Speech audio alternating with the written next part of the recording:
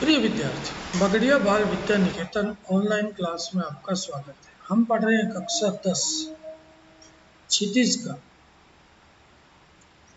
गद्य भाग का अध्याय 10 नेताजी का चश्मा। इस अध्याय में पिछली ऑनलाइन क्लास तक हमने देखा कि हालदार साहब के मन में जो जिज्ञासा थी कि नेताजी का चश्मा कौन बदलता है, वो जिज्ञासा बहुत हद तक दूर हो चुकी थी। उनके उत्तर उससे मिल चुके थे। पिछली ऑनलाइन क्लास में पान वाले से उसने पूछा था कि भाई ये नेताजी का जो चश्मा बदल रहा है फौजी है, वो आज़ाद हिंद फौज का कोई सिपाही है या नेताजी का साथी है। तब पान वाले ने उसका अपमान किया, उसे लंगड़ा बताया, पागल बताया। तो हवलदार साहब को बहुत परेशानी हुई, दुखी हुए और एक देशभक्त का ऐसा मजाक उड़ाया जाना उन्हें अच्छा नहीं लगा। तो उन्होंने पान वाले से पूछा कि भाई वो है कहाँ, कौन है। और फिर उन्होंने मुड़ के देखा तो वो अवाक रह गए।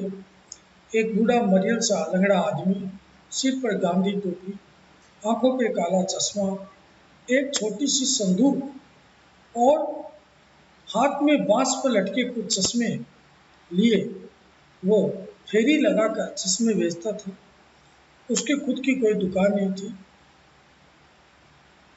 हालदार साहब बड़े चक्कर में पड़ गए। वो उसे पूछना चाहते थे कि इसे कैप्टन क्यों कहते हैं, क्या यह उसका वास्तविक हकीकत का नाम है। लेकिन पान वाले ने इसका उत्तर देने से साफ मना कर दिया। ड्राइवर बेचैन हो रहा था, काम भी ज्यादा था, इसलिए हालदार साहब जीप में बैठकर चले गए। उसके आगे आजम पड़े। 2 साल तक हालदार साहब अपने काम के सिलसिले में उस कस्बे से गुजरते रहे। नेताजी की पूर्ति पर बदले हुए चश्मों को देखते थे। कभी गोल चश्मा होता तो कभी चौकोर, कभी लाल, कभी काला, कभी धूप का चश्मा, कभी बड़े कांचों वाला गोगो चश्मा, पर कोई न कोई चश्मा होता जरूर। उस धूल भरी यात्रा में हालदार साहब को कौतुक और प्रफुल्लता के कुछ क्षण देने के लिए फिर एक बार ऐसा हुआ कि मूर्ति के चेहरे पर कोई भी कैसा भी चश्मा नहीं था।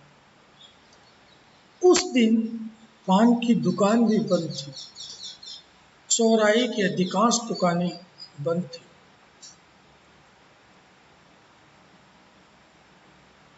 अगली बार भी मूर्ति की आंखों पर चश्मा नहीं था।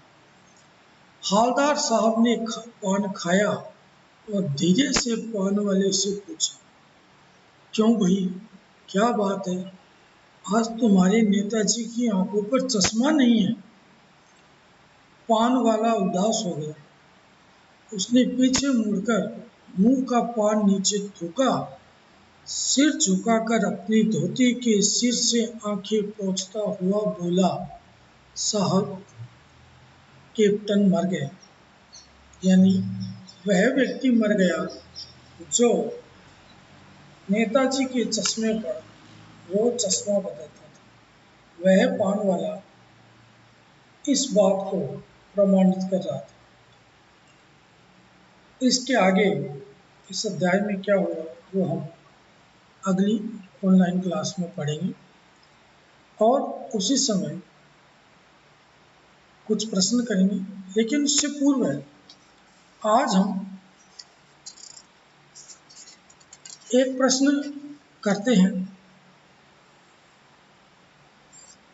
हालदार साहब की को मूर्ति से संबंधित बातें विचित्र और कौतुक भरी क्यों लग रही थी।